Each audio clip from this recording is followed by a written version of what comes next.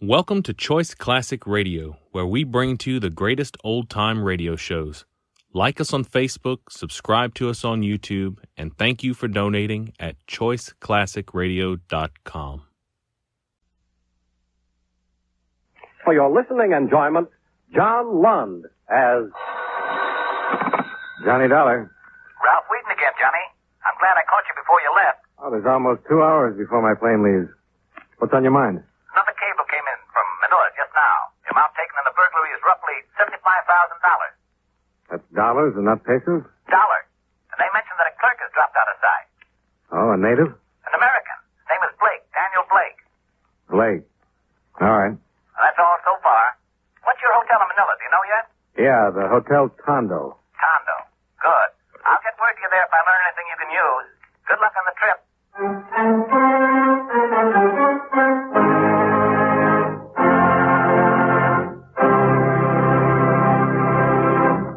Hi, fellas.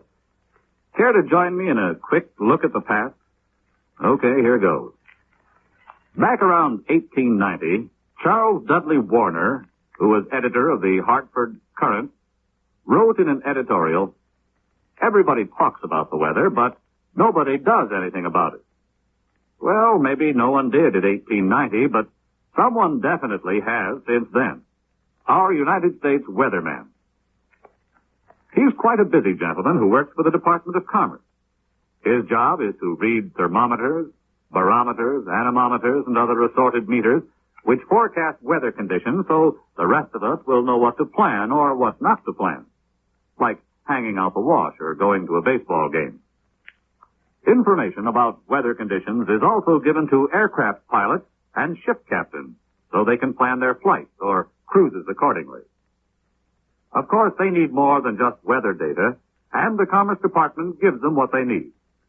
For the pilots, the department issues aviation charts and maps and sees to it that air markers are laid out so that the pilots can find their way easily and safely. For the ship captains, the Commerce Department issues nautical charts and tide tables to indicate when and where it will be safe to navigate their ships.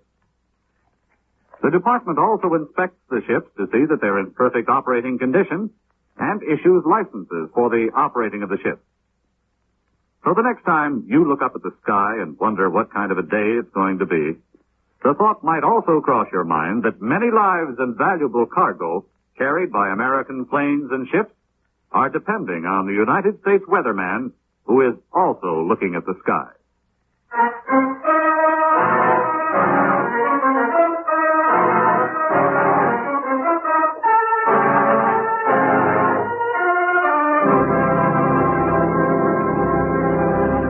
Expense account submitted by Special Investigator Johnny Dollar to Home Office, Columbia All Risk Insurance Company, Hartford, Connecticut.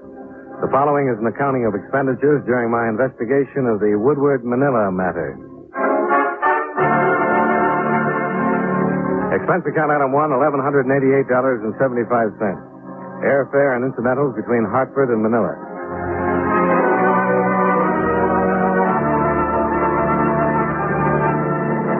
Passenger Dollar from the incoming Pan American flight number 103. Will you go to the ticket office, please? Passenger Dollar from the incoming Pan American flight number 103, please. Will you go to the ticket office? Yes, sir. My name is Dollar. I was being paid. Oh, yes. These gentlemen are waiting for you. This is Mr. Dollar, sir. Oh, yes. I'm Floyd McDonald, Mr. Dollar, local manager for the Woodward Company. Oh, how are you? And this is Mr. Irving Morgan, my assistant. Mr. Morgan? Glad to meet you. I've made arrangements to have your luggage sent on to your hotel if you'd like to do it that way. And Irving and I can drive you right in. Oh, fine. Very nice of you. Well, I know how it is. At least I don't want to bother with details after a long flight like that. If you will give me your luggage check, sir. Oh, yeah. I have them right here. Thank you. Well, that's all, I think. The car's right outside. We can give you the details of the burglary on the way in.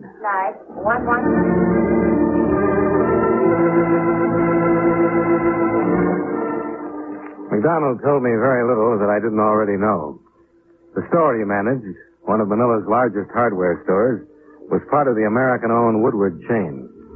He discovered the loss of the $75,000 himself on Monday morning when he'd entered his office and found the safe open. Naturally, I feel very badly about it, but Everything that can be done is being done. Well, I don't know who the main office is blaming it on, but I think you'll find that Floyd and I were anything but careless. Well, we've got 5 years without a loss behind us to prove that. Were you in the habit of keeping that much money in your office safe? Well, it wasn't my idea, nor to my liking. It was because of a company rule. They were worried about conditions on this side of the Pacific and ordered us to stop banking our cash here. Instead of the usual yearly transfer, our money has been going to the States once a month. I didn't save much this time. No. Now, what about this clerk, Dan Blake? No, don't get me started on him. No, there's nothing proved yet, Irving. Now, what's it going to take to open your eyes, Floyd? We don't agree on just what to think about Dan, Mr. Dollar. In spite of the circumstances, I find it almost impossible to believe that Dan would do this to me. Well, could he have done it? Of course he could. He had access to the office. Yes, that's true, but I can't forget that he was a very good friend of mine. He was like a son to me. Was he in any trouble that you know of? Owe any money? I hadn't heard of anything. Well, he's been out of sight 4 days now. What kind of a search has been made for him? I understand the police have been working very hard. They classify him as the chief suspect, too. But you got to realize that the Philippines aren't like the States, Dollar. It's not hard to drop out of sight here. It's a big world. Yeah, I know. I just watched a lot of it pass by. Well, as soon as my luggage arrives and I can get into a fresh suit, I'll contact the police and see what they've got.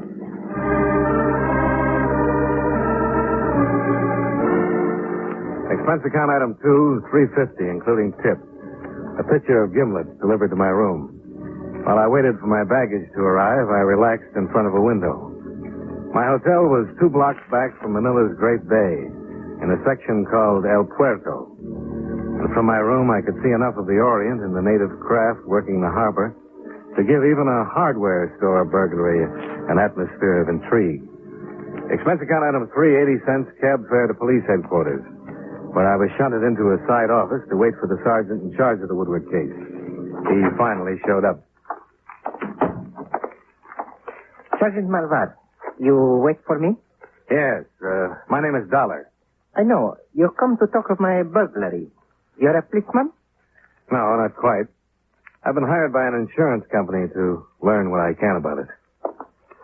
Have you gotten any place where you search for Dan Blake? Dan Blake? No, I don't look for him now. You don't? No. I have captured the thief. Oh? Well, who is it?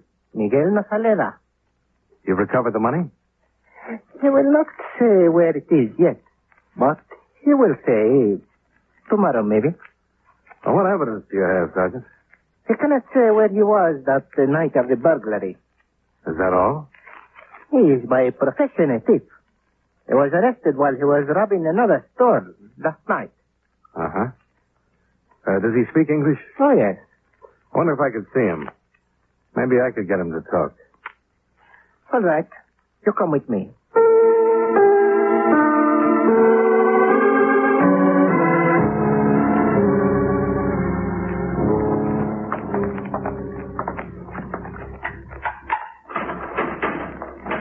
You don't stay long. Only 5 minutes. That's good enough. Miguel? Who you? Why you come here? How old are you, Miguel? 50. Where do you work? No work. I get hurt in bombing. No work. Do you have any children? See. 2 daughters. Where do they work? Does either one work at the Woodward hardware store? Work in prison. Both work in prison. Sergeant Malvar says that you stole some money from the Woodward store. No. You make it easier for yourself if you tell the truth and give up the money. I don't got money. If I got money, then why I steal 5 pesos from other place? Why? You tell police why. If I got lots of money, why I steal a little more? Why? Because I don't got lots of money. Well, that's good enough for me, Miguel. Sorry I took up your time. You don't stay long. I think he wants to sleep. What would he say to you? That he didn't do it. Bah. And that if he had, you wouldn't have caught him stealing 5 pesos because he wouldn't have needed it. He need a kick in the head for his life. Do you have any connection between him and the Woodward place? He tell you he got 2 daughters in prison? Yeah, he did. He lied. They come out, but they don't go back to him because he steals their money. Oh. The daughters have connection with Woodward? Connection? If we need connection, we find one, all right. Tomorrow, maybe. I had an idea Sergeant Malvar's philosophy reasoned that it was a lot easier to grill the prisoner than it would be to continue the search for Blake. But I left him to his own devices and cabbed to the Woodward store. I was told that neither Floyd McDonald nor Morgan were in, but that a secretary would help me. Oh, how do you do, Mr. Dollar? I knew that you were coming out. My name is Charlotte Page. Floyd McDonald is my uncle. He had to go out to Ermita, but can I help you? Well, I wanted to look at the office to find out where the safe was. Oh, I can show you. Mr. Dollar, I know you've been here only a little while, but have you learned anything? Well, not much, but all of it looks bad for Dan Blake. I can't believe it. I just can't believe that Dan would do a thing like this. How well did you know him? Evidently not well at all if he stole the money. We're the same age and found something in common working here together. I've had dinner with him occasionally and gone to the beach. Do you know if he was in any kind of trouble? Death or anything? Well, no, I thought he was very happy and comfortable here. Seemed to be. Where's his safe now? Oh, it's under the rug in the desk. So you have to lift the corner of the rug.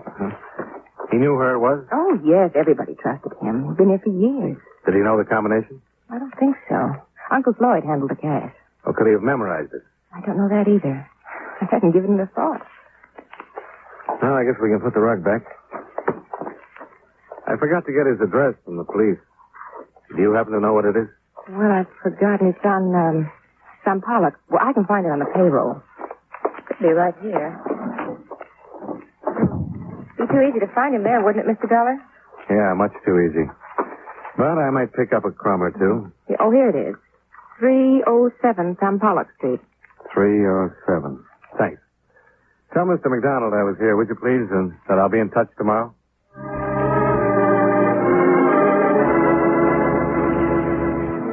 There was a fair biography of Dan Blake in his rooms. I learned that he was born in Duluth, Minnesota, 26 years ago, that his father wrote him occasionally, that he'd sailed with the Merchant Marine during the war and had made a few inter-island trips after that. I made a list of the places he'd visited, but that was all I could do for that day. It wasn't until the next morning that I went to police headquarters and waited again for Sergeant Malvar. Oh, you come back again. We do very good without your help. Well, pardon me, I don't want to butt in. I just wondered if you knew that Dan Blake spent a lot of time learning these islands. Oh? Did you know that he spent some time in San Jose, on Mindoro, and on Marinduque, and in Palo and Leyte? I did not know. Well, I might pay you to check those places. There are more, too. From here, clear down to Mindanao. The search is finished. What do you mean? Dan Blake has been found. He was adrift in a dugout in Tayabas Bay. He was taken aboard the ship, and then he died. What killed him? He was shot many times. Well, what about the money? It has not been found. Not yet. Yeah, sure. But maybe tomorrow.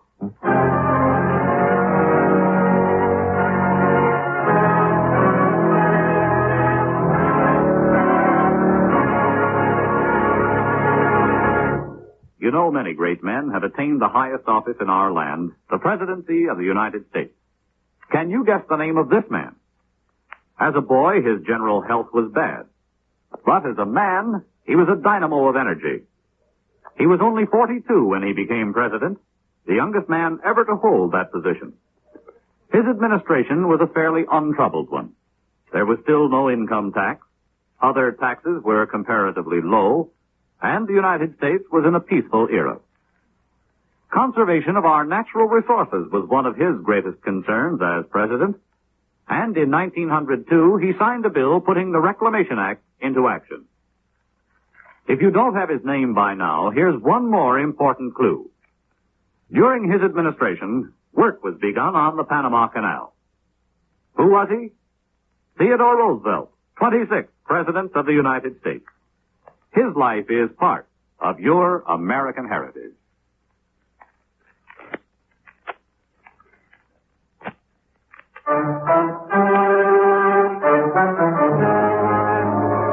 And now, with our star, John Lund, we bring you the second act of Yours Truly, Johnny Dollar.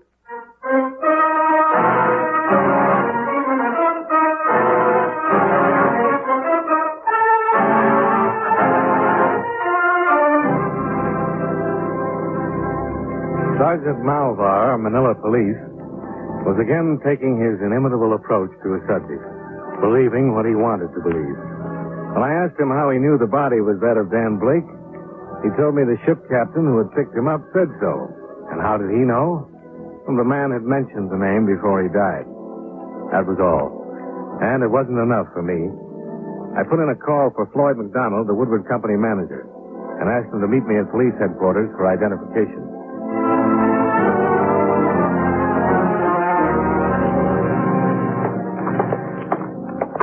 When did this develop, Dollar, and why wasn't I notified? Nobody was notified, Mr. McDonald.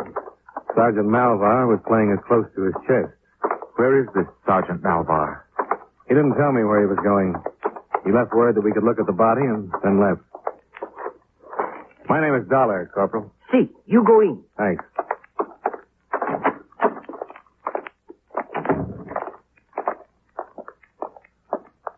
I know this is unpleasant, but we have to find out. Good Lord. Is this Dan Blake? Yes. Yes, it's Dan. Cover him up, please. Where did they find him? In a dugout canoe. Someplace called Tayabas Bay, I think. Yes, Tayabas Bay, southwest of here. Who found him? A man by the name of Kova. He's the captain of an inter-island schooner. Could we leave here? Sure.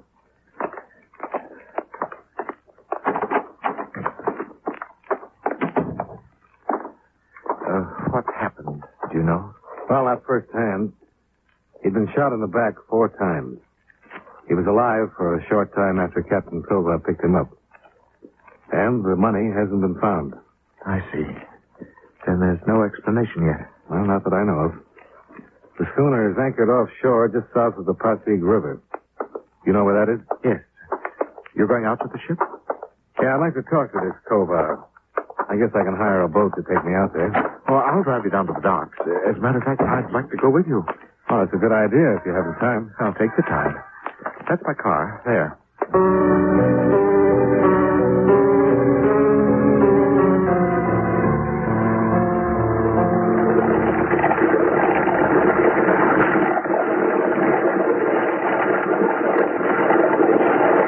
That must be the boat. The Sea Nymph, is that the name? Yeah, that's it. Skipper? Skipper, that's the one there. Sea Nymph. That's a little precious for a wreck like that, isn't it? Some are even worse. I don't know how they stay afloat. There's somebody on deck. What do you want? Are you Captain Kova? That's right. We want to talk to you about that body you brought in. You the police? No, this man is Mr. McDonald. Dan Blake worked for him. Hey, Cabra, get a line on the showboat. Okay, come on aboard. I'll put the ladder over. Watch it. It gets quite a pitch today. Now, my name is Dollar, Captain. I'm working on the burglary for an insurance company. Come on in the cabin. I'd like to learn about that burglary. All that police sergeant will tell me is that I got the money and I better give it to him. That'll take some doing. Now, take the chairs, you two. I'll take the bunk. Now, what about all this? Well, there's a little over $75,000 missing. He didn't have anything when I picked him up. He was in a dugout canoe, huh? That's right. Looked like a Moro craft to me. Oh, I see what you mean. It was empty. I looked it over. How long did he live? 15, 20 minutes, maybe not that long. I don't think taking him aboard did any good, but I didn't know the shape he was in. Did he say anything about the shooting? Nothing I could understand. What did he say? I told you I couldn't understand. Just some noise. Oh, but you were able to understand his name. You're beginning to sound like that police sergeant, mister. I don't like that. I thought I was doing right when I brought that boy Now, in. wait a minute, Captain. We should have left him there. Police right now are getting papers to search my ship. Now you start. I'm not making any accusations. You were the last person to see him alive. I'm interested in what he said. He said Blake. That's all I could understand. I tell you the truth, I wish I'd left him there. But you know what I think? What? If he went from Manila to someplace on Tayabas Bay where he had his dugout, plenty could happen. That's about 60 miles. There's still a lot of trouble with the Huts these days. They don't think twice when they get the chance to kill an American. $75,000, so much the better. What do you think, Mr. McDonald? Well, it's certainly a possibility. I didn't bother questioning the crew. I knew that Sergeant Malvar, if he hadn't already, would take care of that when he returned to search the schooner. I spent the rest of the morning and part of the afternoon in routine legwork on the case, and at 4 o'clock I got the sergeant's report. He hadn't found the money. However, my legwork had uncovered an interesting point. Floyd McDonald was up to his neck in personal debt. I didn't think of a point, so I waited until his assistant, Irving Morgan, had gotten to his home.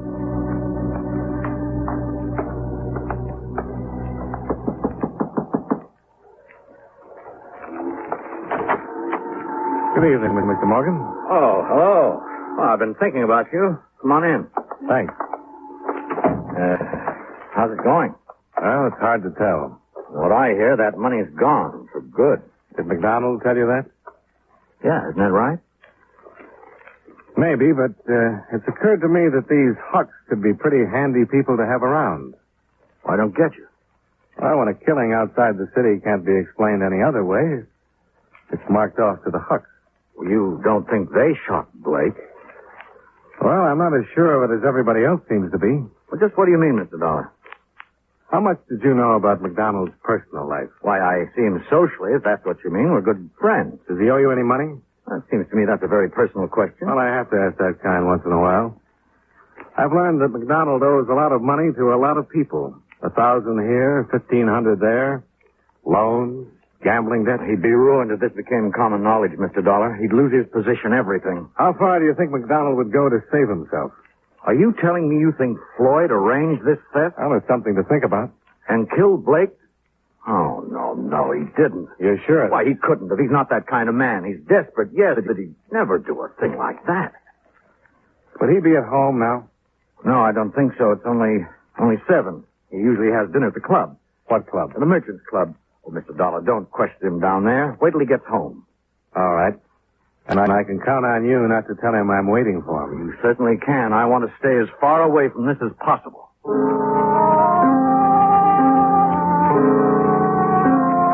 An hour and a half later, a cab dropped me in front of Floyd McDonald's home. The residence, at least, was a picture of propriety. I followed the sidewalk across a neatly hedged lawn, and halfway to the house I stopped to watch a man come out the front door. Well, Captain Kova. What do you want? What are you doing here? Forget it. No, I can't. What's your part in this? Never mind. Forget you saw me.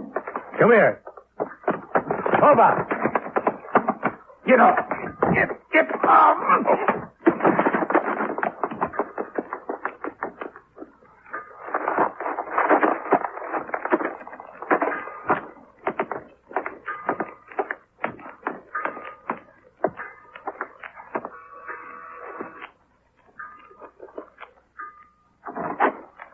Oh. Now you. Oh, I didn't expect this. You live here? Yes. I came to talk to your uncle. Is he here? No. And Captain Kova was with you.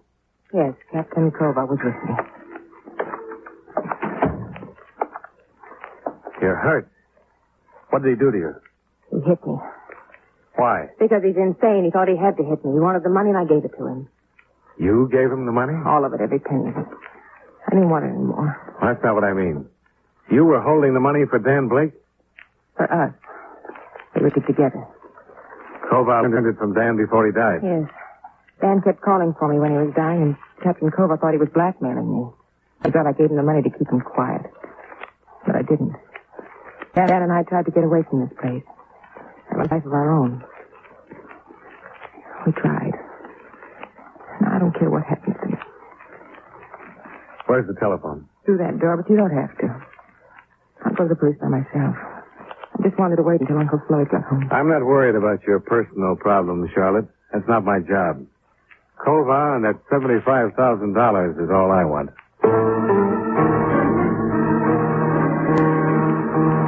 I tried not to waste a minute, but time slipped by. 15 minutes on the phone, 25 minutes to get back into Manila. But when Sergeant Malvar finally arrived at the harbor police dock, a boat was ready for us. I come as quick as I can. The ship is not at anchor? I checked it. He moved out about 20 minutes ago. We'll go then. Estamos listos. It's a dark night. What if we don't find him? Well, he don't get out of the bay. Bosnian Corregidor are right now waiting. The girl, she was accomplice? Well, she held the money, so if he was picked up, you couldn't prove possession. She was going to meet him later. The hook shoot him? That's what Kovac told her. Oh, but the hook don't kill them. What's that? The police doctor, he said bullets don't kill Blake. Blake choked to death. The Kovac killed him to learn secret. I think we can prove that, Sergeant. Can we get any more speed out of this thing?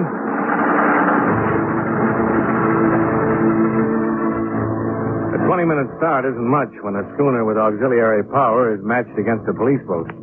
With our speed and the beams from 4 searchlights fanning out around us, we covered every possible course that Kovar could have set. It took us less than 30 minutes. Yeah, there she is. No, I saw this man we have struck. Tiene unos balazos adelante de él. We fired in front of him.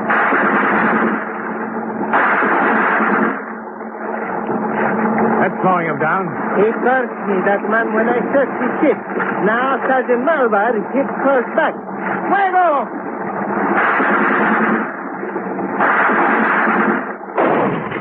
Stop, fool! Is he crazy? Maldito sea, one of our lives. He is crazy, but he don't get away.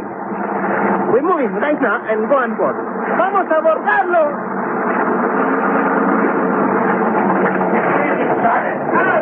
He's shouting something. Capitan Cova! There is no use to fight. We come aboard! Come on, get the engine. Get back! He's got to be stopped, Sergeant. ¡Abran fuego!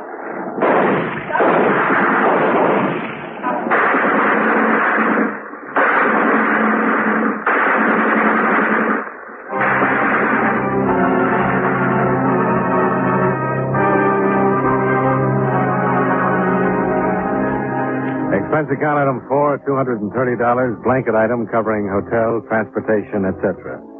Item 5, same as item 1. Expense account total, $2,611.80. Yours truly, Johnny Dollar.